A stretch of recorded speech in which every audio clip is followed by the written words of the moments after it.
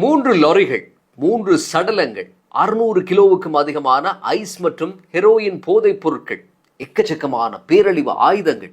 இதெல்லாம் கொலம்பியாவில் கொகெயின் mafia Don Pablo எஸ்கோபரின் கதை அல்ல. இதெல்லாம் ஒரே நாளில் இலங்கை பார்த்த அதிசயங்கள். இலங்கை குற்றவியல் சரித்திரத்தில் செப்டம்பர் 22 என்பது ஒரு மகத்தான நாள். 2 நள்ளிரவு மரணங்களுடன் தான் அனைத்தும் ஆரம்பமானது. தங்கல்லை நகரம் பற்றி உங்களுக்கு தெரியும். கொழும்பிலிருந்து 188 கிலோமீட்டர் தூரத்தில் தென் மாகாணத்தில் இருக்கிறது. ராஜபக்சேக்களினுடைய அசைக்க முடியாத கோட்டையாய் ஒரு காலத்தில் இருந்த ராசதானி தான் அது. மஹிந்த ராஜபக்சவினுடைய பாரம்பரிய மெதமுலன இல்லமும் அங்கேதான் இருக்கிறது. அவரும் இப்போது அங்கேதான் இருக்கிறார். இதே தங்கல்லையில் இருந்து மாத்தரை வரும் வழியில் இருக்கிறது சீனி மோதரை என்கிற இடம். அங்கேதான் இந்த மரணங்கள் பதிவாகி இருப்பதாக போலீசாருக்கு செய்தி சொல்லப்படுகிறது. ஸ்தலத்துக்கு உடனே விரைகிறது போலீஸ். குற்றுயிரும் குலையுயிருமாக உயிருக்கு போராடி கொண்டிருந்த ஒருவரை அப்படியே மருத்துவமனைக்கு அனுப்பிவிட்டு விசாரணைகள் தொடர்கிறது. இருவரும் இறந்து கிடந்த வீடு மிக சாமானிய ரகத்தில் இருக்க, கொழும்பு 7 ராஜதந்திரிகளுக்கு வெளிநாட்டு தூதுவர்களுக்கு வழங்கப்படக்கூடிய இல்லங்களை சுற்றி அமைக்கப்படக்கூடிய பிரம்மாண்ட மதில் போல வீட்டை சுற்றியும் ஒரு மதில் கட்டப்பட்டு கொண்டிருந்தது. நெருடலாக இருந்திருக்கிறது. இறந்து போன இருவரும் கட்டுமான பணிகளில் சம்பந்தப்பட்டவர்கள் என்பதை உறுதிப்படுத்தி கொண்ட போலீசார் வீட்டு வளவுக்குள் நிறுத்தி வைக்கப்பட்டிருந்த 2 லாரிகளை கண்டுபிடிக்கிறார்கள். லாரிக்குள்ளே ஹெரோயினும் ஐசுமாய் 400 கிலோ அளவில் போதைப் பொருட்கள் கண்டுபிடிக்கப்பட்டன. இதேவேளை மருத்துவமனையில் சேர்க்கப்பட்ட நபர் உயிரிழந்ததாய் செய்தி வர மொத்தம் அந்த வீட்டில் 3 மர்ம மரணங்கள் பதிவாகின. மருத்துவமனையில் உயிரிழந்தவரினுடைய உறவினர் ஒருவர் அந்த வீட்டை தலைகீழாய் புரட்டி பரிசோதனை செய்யுமாறு கேட்டுக்கொண்டதன் பின்னர் தான் லொரிக்குள் இருந்த கிலோ கணக்கான போதைப் பொருட்கள் கண்டுபிடிக்கப்பட்டன என்பதை இங்கே மிக முக்கியமாக குறிப்பிட்டு சொல்ல வேண்டும். ஆகவே இது சும்மா சாதாரண மரணங்கள் அல்ல. 200 கிலோ போதைப் பொருளோடு சம்பந்தப்பட்ட ஹை கிளாஸ் மரணங்கள் இவை. இரவு நேரம் இந்த வீட்டில் ஒரு மதுபான விருந்து நடந்ததாகவும் இவர்களோடு தங்கியிருந்த இன்னொரு நபர் தலைமறைவாகி இருப்பதாகவும் தெரிவிக்கிறது போலீஸ். இவை கொலையா அல்லது இயற்கை மரணமா, இதன் பின்புலம் என்ன என்பதை நடைபெறும் விசாரணைகள் பட்டவர்த்தனமாய் சொல்லிவிடும். மீடியாக்களினுடைய பிளாஷ் வெளிச்சங்கள் மின்ன முழு நாடும் பிரேக்கிங் நியூஸுக்குள் மூழ்கி இருந்த போது மற்றொரு பரபரப்பு செய்தி வந்து சேர்ந்தது.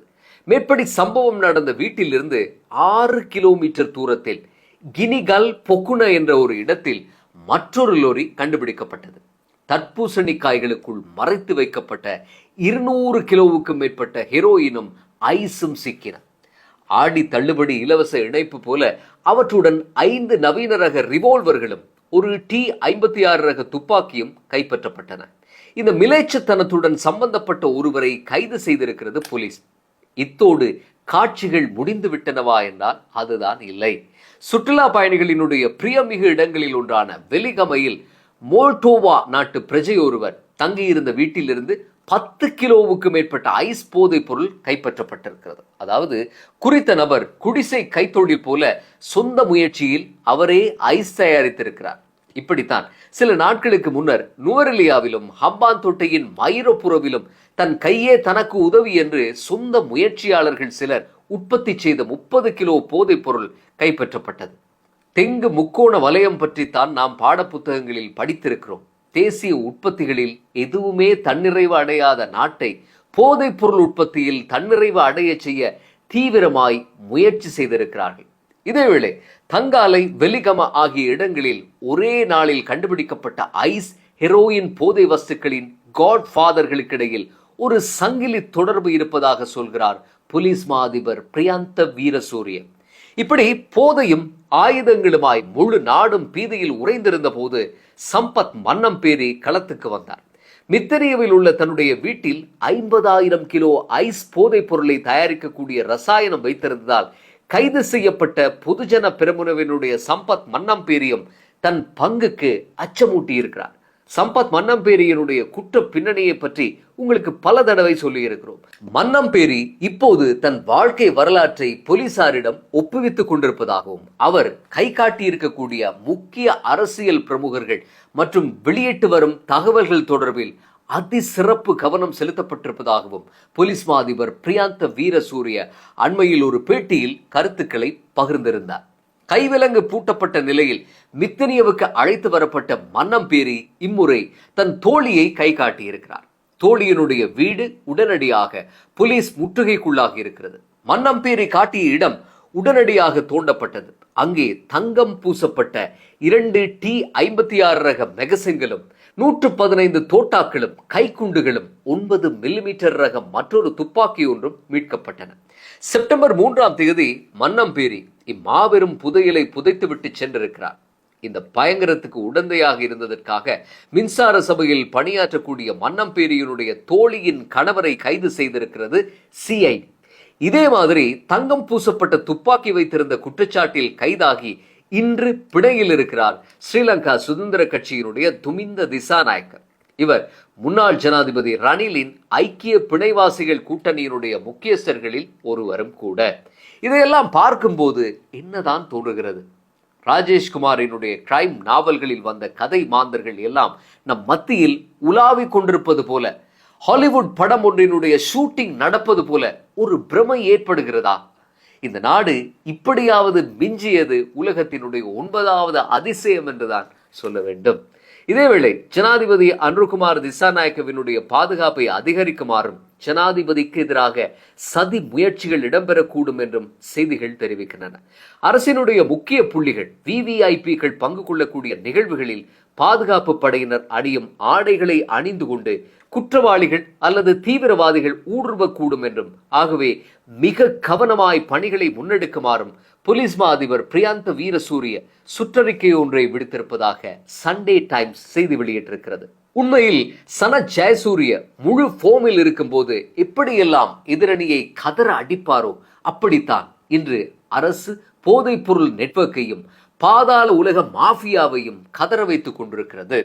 போலீஸ் திணைக்களத்துக்கு எப்போது அபரிதமான அதிகாரத்தை அரசு வழங்கியதோ, சீழ்பிடித்த அரசியலினுடைய அசுத்த கரைகள் படிந்திருந்த போலீஸ் திணைக்களம் எப்போது சுயாதீனமானதோ அன்றிலிருந்து ஒரு வரியில் சொன்னால், இந்த ஆட்சி அமைந்ததிலிருந்து இலங்கை அரசு பாதாள உலக தாதாக்களுக்கும் போதை மாஃபியாவுக்கும் சிம்ம சொப்பனமாயிருக்கிறது. ஆம், சர்வ நிச்சயமாய் சொல்ல முடியும். இன்று ஜனாதிபதி அன்ருகுமார் திசாநாயக்க உட்கார்ந்திருக்கும் கதிரையில் யார் அமர்ந்திருந்தாலும் இந்த பாதாள நெட்வொர்க்கும் போதை கும்பலும் கோலோச்சி இருக்கும். தேசபந்து தின்னக்கோன் போன்ற போலீஸ் தலைகள் பெரும் எண்ணிக்கையிலான போதை டான்களை விட்டுவிட்டு 5க்கும் 10க்கும் வழி இல்லாத நிலையில் போதைக்கு அடிமையாகி இருக்கக்கூடிய சமூகத்தில் இருக்கும் விளிம்பு நிலை மக்களின் வீடுகளையும் பாடசாலை சிறார்களினுடைய புத்தக பைகளையும் சோதனை செய்தபடி இருந்திருப்பார்கள். இந்தோனேஷியாவில் கைது செய்யப்பட்டு நாட்டுக்கு அழைத்து வரப்பட்ட கெஹல்பத்ர பத்மே தலைமையிலான பாதாள உலக பேர்வழிகள் எல்லாம் அனுர உட்கார்ந்திருக்கும் இடத்தில் வேறு யாராவது இருந்தால் இந்நேரம் மண்ணுக்குள் இருப்பார்கள். பொதுஜன பெரமுனவின் முன்னாள் உறுப்பினர் மன்னம்பேரியின் ஆயுத மற்றும் ஐஸ் போதைப் பொருள் கொடுக்கல் வாங்கல் எல்லாம் இன்றைக்கும் வெளிவந்தும் இருக்காது. ஆயுதம் காட்ட போன போது அவர்கள் எம்மை சுட்டார்கள், நாம் திருப்பிச் சுட்டோம் என்ற உலகத்தினுடைய புராதன பொய்யை போலீஸ் சொல்லியிருக்கும். கடந்த 8 மாதங்களில் மட்டும் 5000 கோடி ரூபாய்க்கும் மேற்பட்ட போதைப் பொருட்கள் தேசம் முழுக்க பிடிபட்டிருக்கக்கூடிய நிலையில் இந்த போதைப் பொருள் மற்றும் பேரழிவு ஆயுதங்கள் மற்றும் சமூக விரோத செயல்களோடு சம்பந்தப்பட்ட பாதாள உலக கேடிகள் கைது செய்யப்பட்டு வரக்கூடிய நிலையில் இந்த குற்றவாளிகளை வளர்த்துவிட்ட அரசியல்வாதிகள் பயோடேட்டாக்கள் எல்லாம் போலீஸ் விசாரணைகளில் வெட்ட வெளிச்சமாகிக் கொண்டிருக்கக்கூடிய நிலையில் இவர்களினுடைய ஒட்டுமொத்த ஆத்திரமும் ஜனாதிபதி மேல் திரும்பி இருப்பதில் சந்தேகம் இல்லை. ஆகவே ஜனாதிபதி அன்ருகுமார் திசாநாயக்கவின் பாதுகாப்பு அதிகரிக்கப்பட வேண்டும். ஜனாதிபதி கடந்த காலத்தில் தேர்தல் மேடைகளில் எளிமையாக இருக்கிறேன், மக்களுடன் இருக்கவே விரும்புகிறேன், குண்டு துளைக்காத வாகனம் எல்லாம் எனக்கு எதற்கு என்று சொல்லியிருந்தார். ஆனால் அவர் இப்போது வெறும் JVP எனதோ தேசிய மக்கள் சக்தி எனதோ தலைவர் மாத்திரம் அல்ல, அவர் இந்த நாட்டினுடைய ஜனாதிபதி. மக்கள் அவர் மீது பாரிய எதிர்பார்ப்பில் இருக்கிறார்கள். சமூக ஊடகங்களில் ஜனாதிபதியின் கடந்த ஓராண்டு ஆட்சி பற்றி நடந்த கருத்து கணிப்புகளில் மக்களின் பிரதிபலிப்புகள் அமோகமாயிருந்தன.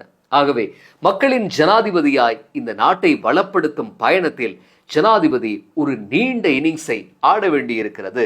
முதல்வன் படத்தில் எல்லா கட்சி தலைவர்களும் அர்ஜுனை எதிர்த்து கூட்டணி அமைத்த போது ஒரு முடமான இளைஞர் என்னை போலவே இந்த நாடும் நொண்டியாய் இருக்கிறது, எந்திரிச்சு நடக்கவை தலைவா என்பார். இதைத்தான் ஜனாதிபதி அனுரவிடவும் சொல்ல வேண்டியிருக்கிறது.